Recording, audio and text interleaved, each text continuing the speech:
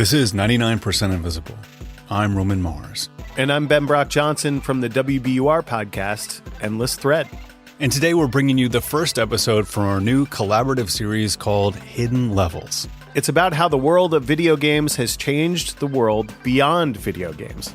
In the next 6 episodes, we'll get deep into how games are made and designed. Everything from the history of the joystick to how nature is faithfully recreated in the digital world to a dispatch from the front lines of the console wars.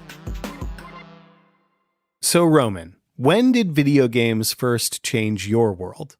I mean, probably when I was in elementary school in the 80s.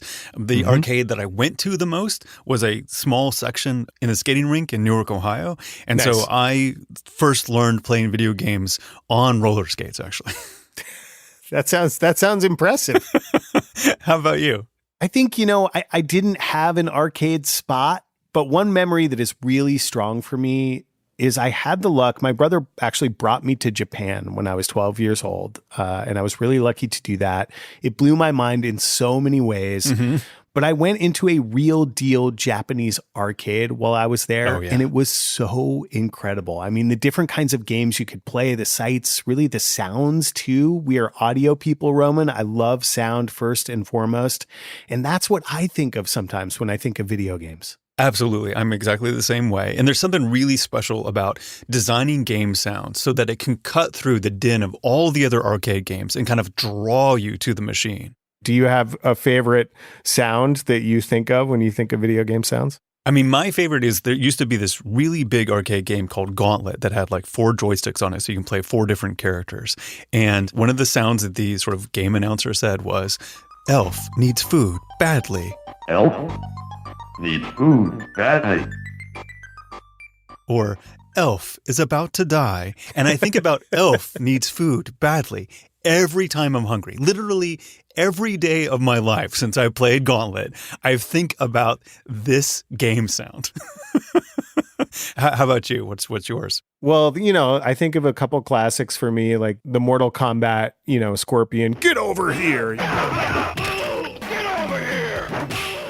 There was a game I played a lot called Cruising USA that had this kind of ridiculous female passenger voice that was like, yeah, all right, Hollywood, let's go. Oh, wow, Redwoods. Ooh, Hollywood, radical. But one that I think of a lot is the Ryuken or Shoryuken Street Fighter II sounds of Ryu or Ken doing the like Ryuken, Shoryuken. That one I just say that sometimes to myself just to make myself happy. So clearly, Roman, as audio podcasters, we love sound, and we could go on forever. Yeah, and the story we have for you today is all about an iconic video game sound. It's about a high-energy vocal performance that helped spawn an entire franchise. The first episode of Hidden Levels is brought to us by 99PI contributor James Parkinson. Here it is. Growing up in Michigan in the 1970s and 80s, Mark Tamell was a wonder boy of video game design.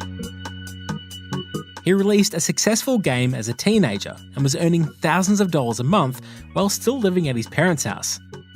By the time he was in his 20s, Mark was working full-time as a developer in Chicago, designing coin-operated arcade games. Coin-op back in those days was always the cutting edge. It was better than any Super Nintendo, better than a Sega Genesis. It was really high-powered. I could put more sprites on the screen, more bullets, more explosions. And so it was, for me, it was like being a kid in a candy store. The company Mark worked for was called Midway, and they were famous for bringing a number of big Japanese games to the US, like Space Invaders and Pac-Man. And in 1992, they released the iconic fighting game Mortal Kombat. But Mark was about to take Midway in a very different direction. Mark was a big basketball fan, and in the early 90s, he could tell that the NBA was really having a moment, particularly in Chicago. This was the height of Michael Jordan mania. Like they did tonight, then you're in trouble. Jordan dribbled around Scott underneath, slam dunk. Much like the slam dunk. The Chicago Bulls were about to clinch their first championship three-peat, and the popularity of the league was at an all-time high. The Chicago shifts. And Mark Tummel decided he wanted to capture the high-flying, razzle-dazzle energy of professional basketball and put it in an arcade game. He called his new creation NBA Jam. By the fall of 1992, NBA Jam was almost complete, and Mark Tummel and his team decided to test out their new game at an arcade in Chicago called Dennis's Place for Games. They rolled in a 400-pound cabinet, put in the chip with the NBA Jam code, and turned the machine on.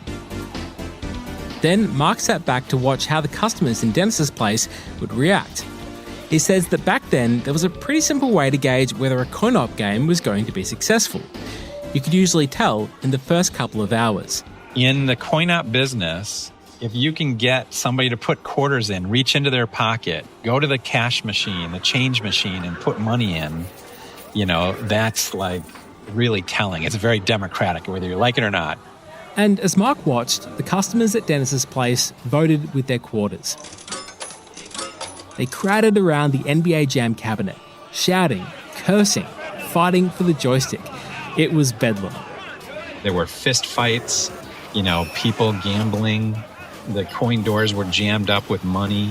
When somebody would do a big dunk and the backboard would smash into pieces, they'll literally, scream and run around the arcade. It was awesome. I remember exactly how wild this game was. Growing up in Australia, I didn't have access to live NBA games on TV, but NBA Jam was the next best thing. It quite literally brought the excitement of the NBA to my fingertips. And I think there were a few different elements that drew kids like me in. For one thing, NBA Jam just looked good. It might be hard to believe now, but for kids like me who grew up on games like Pac-Man, NBA Jam was a whole new world. This was the dawn of digitized graphics, which meant that for the first time, designers like Mark could make avatars that looked and moved like actual people. We would take videotape and run it through a digitizer that would, create frames, and we'd put it on the screen. And it was like, wow, look at that. That's, a photograph right there on my computer screen. At first, Mark recorded video of amateur players he found on local courts throughout Chicago to run through the digitizer. But when he finalised the official licensing deal with the NBA, he did some minor digital surgery. Then we basically chopped the heads off of all of our local athletes and then generated the heads of all of these NBA superstars to, paste on top.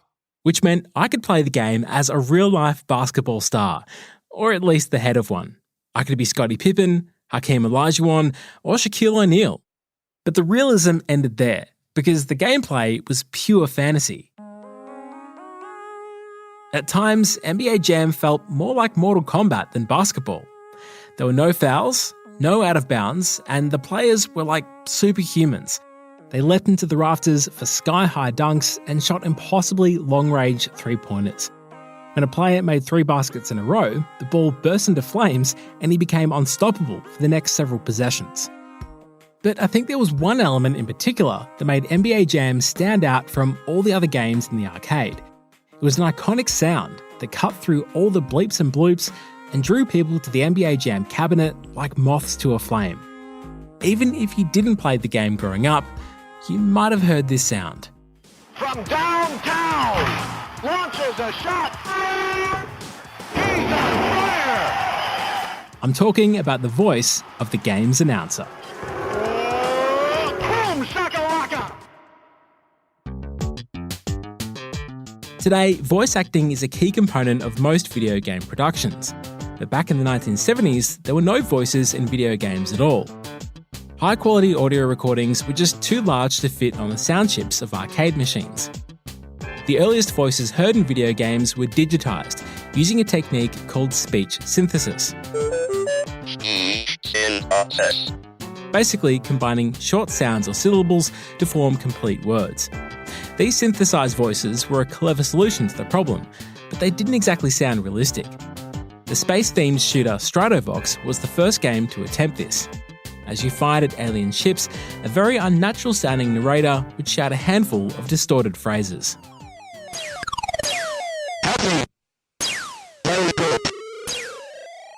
The Believe it or not, the narrator there was saying lucky and very good. One of the first games to use true recorded voiceover was Dragon's Lair in 1983. They managed to do this using Laserdisc technology. The team didn't have the budget to hire actors, so much of the voice acting was done by the animators and the production staff. Please save me! The cage is locked with a key. The dragon keeps it around his neck. Improvements in computer chip technology allowed for increased memory, and by the early 90s, it was common for arcade games to use real voice recordings, at least very short ones. These companies still weren't hiring professional actors, though. As a result, the voice performances were often bad. Like, really, really bad. You must recover all the energy immediately, Mega Man. But where is Dr. Wily? That's a good question. Just one more page and I would have finished this book. Die, monster! You don't belong in this world! Captain Wesker, where's Chris? Stop it! Don't open that door! Yeah, that wasn't going to cut it for NBA Jam. This new basketball game was going to need a voice that could match the high-octane style of the gameplay and cut through the noisy commotion of an arcade to draw people in. Someone with a distinctive delivery that would keep people dipping into their pockets for more quarters. They needed this guy. So firstly, can I just get you to introduce yourself, please? Hi everyone, Tim Kitzer from NBA Jam, Boomshakalaka! That was very loud. Tim Kitzrow was not a famous actor back in the early 90s, and he certainly didn't grow up with dreams of becoming a voice actor for an iconic video game. But he'd always been a showman. He was one of 7 children, and he was the entertainer in the family. He says his goal at dinner was to get milk to come out of someone's nose. One of my, heroes is Mel Blanc, the man of 1,000 voices, Looney Tunes. So, when I was younger, I often did cartoon voices like Underdog, the Simon Bar Senator says Underdog must die. Or Droopy Dog. There's a telephone, Butch. It's a dame. What'd she say, Butch? She's so unselfish. Tim got into theatre in high school and went on to study acting at Purchase College, where he crossed paths with some heavy hitters. My roommate was Stan Tucci, Vin Raines was in so a lot of big names came out of that place. But Tim's career didn't take off quite like those two. He spent the 80s as a journeyman actor, bouncing between cities like New York and LA, looking for work. And eventually, he wound up in Chicago. He trained with the comedians at Second City while auditioning for commercials and playing the drums in a local band. His career felt like it was stuttering, until it took a very unlikely turn. Of course, the way the world works, sometimes, you have one plan and then it goes another way. It all started because a couple of Tim's bandmates worked in Midway's pinball division. They often needed people to record little bits of voiceover, and they knew that their drummer Tim was pretty good at impressions.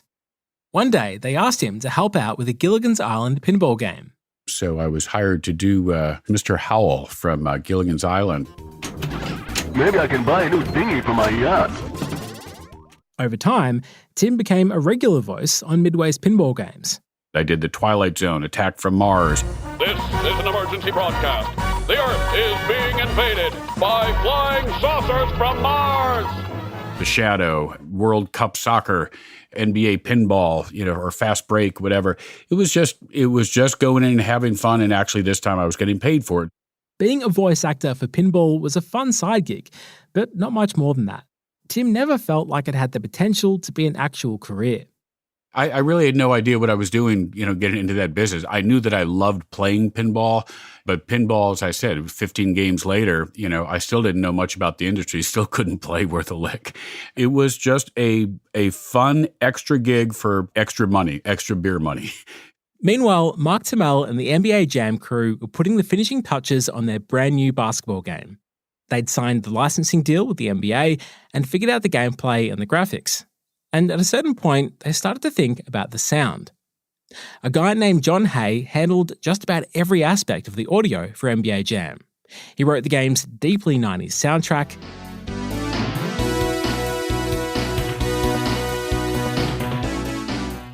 and in order to make the game sound more lifelike, he went out and recorded all these basketball sounds in the wild, like balls being dribbled or sneaker squeaks on hardwood floors.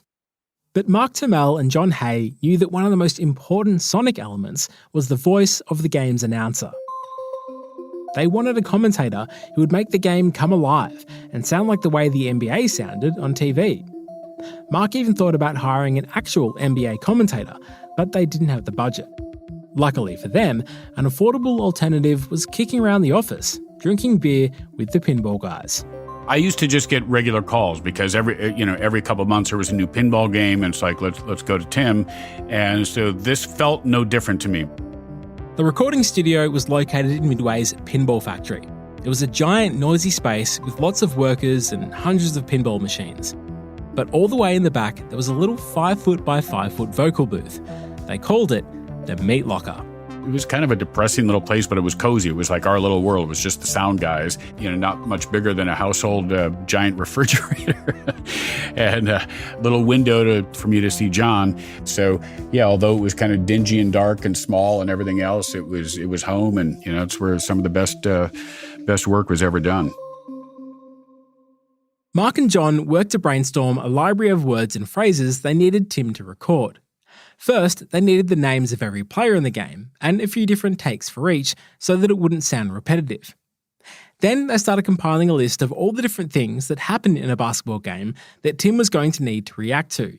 Just like a TV announcer, he needed to say something every time there was a big dunk, or a three-pointer, or a block shot. John Hay wrote lines for each category, some of them taken directly from NBA broadcasts. When Tim Kitzrow finally got into the booth, he decided he wanted to model his delivery off of veteran NBA announcer Marv Albert. Albert was the most famous basketball commentator in the world at the time, and he had a flamboyant, energetic style. Oh, a spectacular move by Michael Jordan. That's 13. Jump-off point was realizing that, to me, Marv Albert, compared to other sports broadcasters, he brought that extra energy. And I knew that I wanted to emulate that. But Tim was going to be Marv Albert turned up to 11. Marv Albert with a splash of Mortal Kombat. To get in the right headspace, Tim would visualize high-flying dunks and channel that energy into his performance. So that's where I kind of got that timbre, that tone that NBA Jam had, based off of like what I heard, and then just making it my own. Rejected! He's heating up! He's on fire! Well, Tim's, he's amazing. He's a genius. This is Mark Turmel again. He says that Tim didn't stick to the script. Right away, he started getting creative. He's so quick-witted. He's always willing to, iterate and improve and take feedback. And when Tim went into the studio, he would just ad-lib. And it was magic, immediately. But Tim had to improvise within constraints. The arcade machines at the time still didn't have a lot of memory, so his catchphrases needed to be short, like half a sentence. From long range, oh my! Isolino jams it in! Or even just a single word. As for the game's most famous catchphrase, Tim doesn't take credit. The exact origin story is a little murky, but Tim believes it was a suggestion by John Carlton, one of the game's artists. He'd been listening to the funk group Sly and the Family Stone, and on the song I Want to Take You Higher, there's a chorus where they sing, Boomshakalaka, boomshakalaka, bow down, I want to take you high. But they were just like boomshakalaka, boomshakalaka. They weren't saying boom shakalaka. They were saying boo shakalaka laka, boo shakalaka, boo shak, whatever. Actually, the song goes boom laka laka. But you get the point. So he just said, hey, John, tell Tim to say boom shakalaka. Once again, this is the story that I heard. I'm there, but I don't remember it. But I do remember vaguely John just saying to me, say boom shakalaka. And I just said, what does that mean? He goes, I don't know, just say it. And I went, boom shakalaka. And I said, is that it? He goes, yeah, do a couple more. Boom shakalaka. Ooh, boom shakalaka. He went, yeah, that's probably good. All right, moving on. The recording sessions for NBA Jam were done in around 20 hours, and when Tim was finished, he didn't think it was a big deal at all. As far as he was concerned, this was just another gig. like Gilligan's Island pinball. Little did he know that those 20 hours would change the course of his life. And from that point forward, he'd be known to the world as Mr. Boomshakalaka. After the success of their test night at Dennis's Place for Games, the NBA Jam team was confident that their game was not a dud. But still, Mark Turmel had this lingering worry that the game wouldn't translate outside of Chicago. After all, he could see the back-end data showing which NBA teams people were choosing to play with. So I knew, looking at the stats, that the Bulls were just dominant. Everybody was picking the Bulls. And so in the back of my head, I thought, maybe this is a Chicago thing. When the game went live across the country, Mark flew to LA to see how it played there. He went to an arcade in Westwood, where NBA Jam had just been installed. And I walked in and I just watched. And it was the same bedlam that I had seen in Chicago, except that the players were picking the Lakers. And so it really was that moment where I said to myself, wow, this is going to happen in every NBA city at the very least. And this is going to happen around the country. And sure enough, that's exactly, what happened. NBA Jam was picked up by arcades all around the country, and city after city, people happily forked out their hard-earned quarters in order to rain down three-pointers with Detlef Schrempf or dunk from half-court with Clyde Drexler. If there was one group of people who seemed to love the game most of all, it was NBA players. On his days off, Miami Heat star Glenn Rice would wait in line at the local arcade just to play NBA Jam as himself. Gary Payton, a point guard with the Seattle Supersonics, demanded to know why he hadn't been included in the game. He even sent personal photos to Mark Turmel that he could use to make Payton's avatar. And then there was Shaquille O'Neal. We got contacted from the distributor in Orlando and said that Shaq wanted to buy 2 games. Shaq wanted one NBA Jam machine for his own house and another for the Orlando Magic's Team Jet.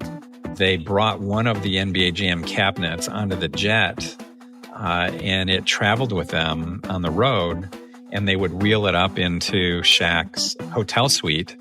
And the players, instead of going out and partying or clubbing, they would go in and just play as each other. Even the opposing team would come in the night before the game or after the game and play. In 1993, NBA Jam was the talk of both the arcade world and the world of professional basketball. But back in Chicago, Tim Kitzrow still hadn't played the game. So I asked John, I said, hey, where could I, go see, NBA Jam? Tim went to a nearby arcade and walked up to a cabinet that he assumed was NBA Jam. But it turns out it was a different basketball game, one of their competitors. And Tim was not all that impressed by the announcer. It would be like, nice shot, 4-2, he makes it. I was like, what the hell is wrong with that guy? And I walk over to watch the NBA Jam. Go, he's on fire from downtown, not tonight. Whatever. And I was like, wow, that guy's pretty good. And it was clear that the kids in the arcade agreed with him. They were absolutely loving NBA Jam. And that was like, this moment where I went, wow, this is something. This is like, maybe the equivalent of being, someone from like, a group that hears their song on the radio for the first time. It's like, this is a hit. And I got kind of charged, but I couldn't resist sometimes just by accident, didn't think about it, but I'm watching and I would start to say like, rejected, ugly shot, get that stuff out of here. Boomshakalaka. Someone turned around, hey man, you sound like the dude in the game. I go, dude, I am the dude. And then it is you. NBA Jam went on to become a bigger hit than anyone ever expected. To use an arcade term, it was a quarter muncher, devouring coins like a hungry hippo. In its first year, NBA Jam made $1 billion in revenue, one quarter at a time. I was out at Midway in their lunchroom, and there was an article on the board, just like a Xeroxed article that said, NBA Jam breaks all records, makes $1 billion in quarters first year. And I just said, who wrote this? This is funny. I just absolutely convinced it was someone just having, some fun to kind of like prop up the team and, give them some confidence like, yeah, NBA Jam's a great game, but had no idea in reality the game made $1 billion. And that was the moment my brain went, wait a minute, I made 900. What? It's impossible to say whether or not the game would have been successful without Tim Kitzrow, but his contribution is undeniable. In 1994, a version of NBA Jam was released for the Super Nintendo. At that time, home consoles had a lot less memory than arcade cabinets, and so certain elements had to be stripped from the game to make it small enough to fit on a cartridge. In the end, they cut the music, but retained the sound effects and Tim Kitzrow's iconic voice. Can't buy a bucket! Grabs the rebound! As new versions of the game got released, Tim was able to renegotiate for better compensation. And while NBA Jam didn't make him rich, the game changed the course of his career and his whole approach to video game voice work. It went from this side gig he did for beer money to a viable career. I wasn't, going into a room of 20 people who looked like me to do a, Bud Light beer commercial or a cheesy sitcom, audition or an extra part in a movie. This was people saying, we want Tim because Tim delivers the goods. Off the back of NBA Jam, Tim became the voice of other Midway sports titles, like NFL Blitz, Midway presents NFL Blitz. NHL Hits, Welcome to Boston. Take out your two front teeth and let's do this. and MLB Slugfest. And now sit back. It's time to play ball. By this stage, the technology had improved to the point where there were really no limits on how much voiceover you could include in video games. And with the freedom to get as wild as he wanted, Tim delivered some truly outrageous baseball banter. Hey, here's one, Jimmy. Famous people, dead or alive, all-star team. On the mound, I got Abe Lincoln. Why? Abe Lincoln, he's got these beady eyes, that little drifter beard. He's intimidating. Who do you got? With Slugfest, I wrote, all the creative color commentary. So that was actually the most exciting part of my career. I was not only, making really good money, I was writing and basically in charge of the content. So I was given the opportunity to basically create the whole world. Tim Kitzrow is not the most important voice actor in video game history, but his performance in NBA Jam is certainly one of the most beloved, and his role in the game's success set an important precedent for how voice acting can elevate a video game and bring it to life. In the decades that followed, game developers began to invest more and more in vocal performances, and sports game companies started spending money to hire real-life announcers to do commentary. In fact, one of the most famous video game franchises of all time is named after an announcer. Welcome to Madden NFL 2000, the new millennium of football. And Tim's influence wasn't limited to video games. It fed back into the sport of basketball itself. Over time, NBA Jam catchphrases like "he's heating up" have become part of the general basketball vernacular. And if you turn on a game today, it's pretty obvious that many basketball commentators grew up playing NBA Jam. Crosses over, finds Zubats, gives it up to Harden at the free throw line. A lot of Zubats! Boomshakalaka! As he dumps it with two hands. And the Clippers lead 17-7. Oh my goodness, feeling like NBA Jam here early. Clippers all dunks, locked into the rim. Jams right, moves left, attacks the paint, leaves it out for the cutting Boston. He'll dunk it over the top of Lobson. Brandon Boston. Boomshakalaka! Boomshakalaka! Yeah! Boomshakalaka! Yeah! Boomshakalaka! Boomshakalaka! Kaboom! The rebound! At the buzzer! The rebound! At the buzzer! It's good!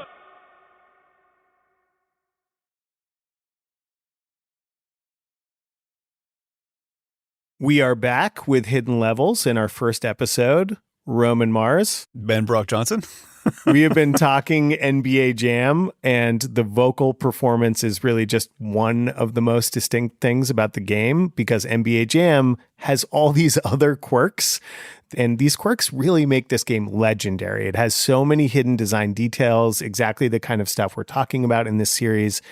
Let's talk about a few of these hidden design details. You game? Absolutely. All right. So James Parkinson, in the story, he talked about how the game wasn't the most realistic depiction of basketball, even though they were using this new technology to capture people, maybe not super realistic. Sure. I mean, the ball caught fire, so that rarely happens in a basketball game. But yeah, I get you. Right. So if you knew where to look in this game, you could also unlock secret players who were not athletes, at least that I know of. So Bill Clinton is one example. Al Gore is another. Oh, I had no idea.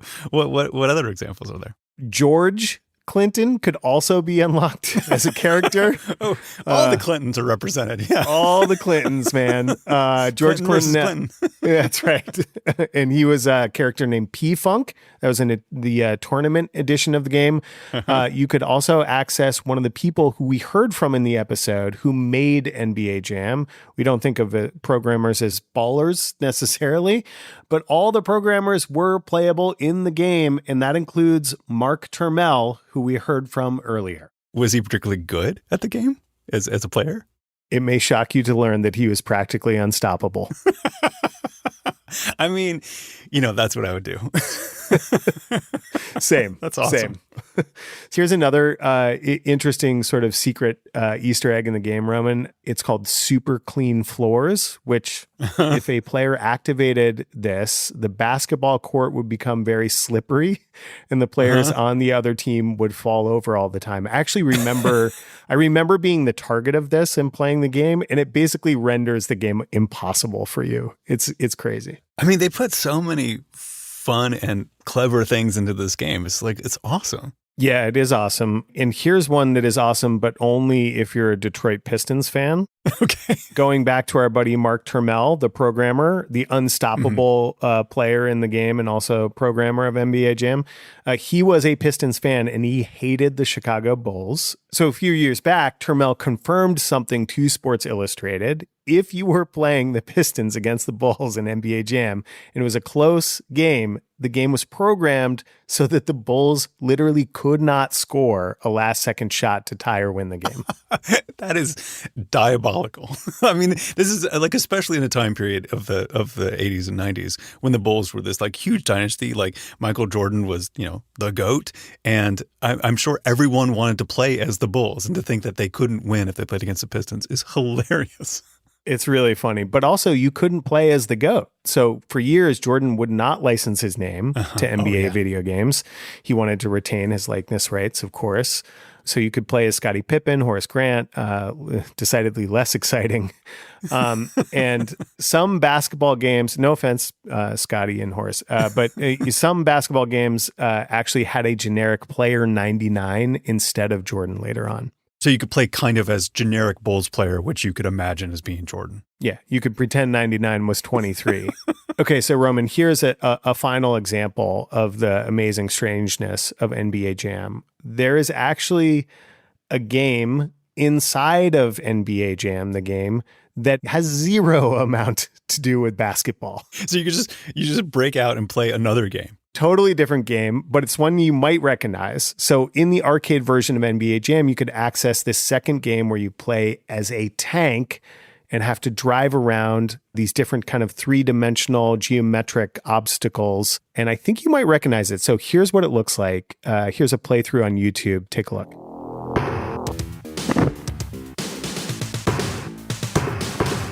Totally, because this is a game that was inside the aforementioned skating rink in Newark, Ohio. And this looks almost exactly like Battlezone. I mean, Battlezone had these vector graphics that I thought were absolutely gorgeous. In fact, if I were to create a game today, it would all be vector graphics, to tell you the truth. But It looks so much. Yeah, it looks like Battlezone. Battlezone is a favorite of mine as well. I don't know how you would play this game on roller skates, Roman, because Battlezone had those two joysticks that you had to move. But like you said, it looks like a game that is designed now, if that makes sense, even though it's so old. There was this legendary cheat code in NBA Jam that allowed for this. And to access this second game that was kind of a Battlezone reference, both players would have to hit X, Y, Z, and pull down their joysticks at the same time. And then you could actually get into this tank game, which was really just an homage to Battlezone. That is so cool. And everyone using their joystick and buttons in this way brings us nicely to our next episode, where we're actually talking about video game controllers. That's right. Next time on Hidden Levels, one of the most elemental parts of video gaming, whether or not you're on roller skates, we are diving into the history of the joystick. There's a kind of direct manipulation quality to it. Do you want to move forward on a screen? Press the stick forward. Do you want to move backwards within the environment of the screen? Pull the stick backwards. That is next time on Hidden Levels from 99% Invisible and Endless Thread. This episode was produced by James Parkinson, edited by Emmett Fitzgerald, mixed by Martin Gonzalez, original music by Swan Real, Jamila Sandoto, and Paul Vaitkus. Series theme by Swan Real and Paul Vaitkus. Fact-checking by Graham Haisha. This story was adapted from James Parkinson's podcast, Gameplay. You can find a link to that show on our website. The managing producer for Hidden Levels is Chris Berube. Hidden Levels was created by Ben Brock Johnson from a Loadrunner fever dream with power-ups and cheat codes thanks to the team at 99PI and Endless Thread. Endless Thread is a production of WBUR, Boston's NPR. The rest of our team, tackling unsolved mysteries, untold histories, and other wild stories from the internet, includes my illustrious co-host Amory Sievertson, managing producer Samantha Joshi, editor Meg Kramer, producers Dean Russell, Grace Tatter, and Franny Monahan, and sound designer Emily Jankowski. And for 99% Invisible, Kathy Tu is our executive producer. Kurt Kolstad is the digital director. Delaney Hall is our senior editor. The rest of the team includes Jason DeLeon, Emmett Fitzgerald, Christopher Johnson, Vivian Leigh, Lashma Dawn, Jacob Medina Gleason, Kelly Prime, Joe Rosenberg, and me, Roman Mars. The 99% Invisible logo was created by Stefan Lawrence. The art for this series was created by Aaron Nestor. We are part of the SiriusXM podcast family, now headquartered 6 blocks north in the Pandora building in beautiful uptown Oakland, California. We have another episode of Hidden Levels on Friday. See you then.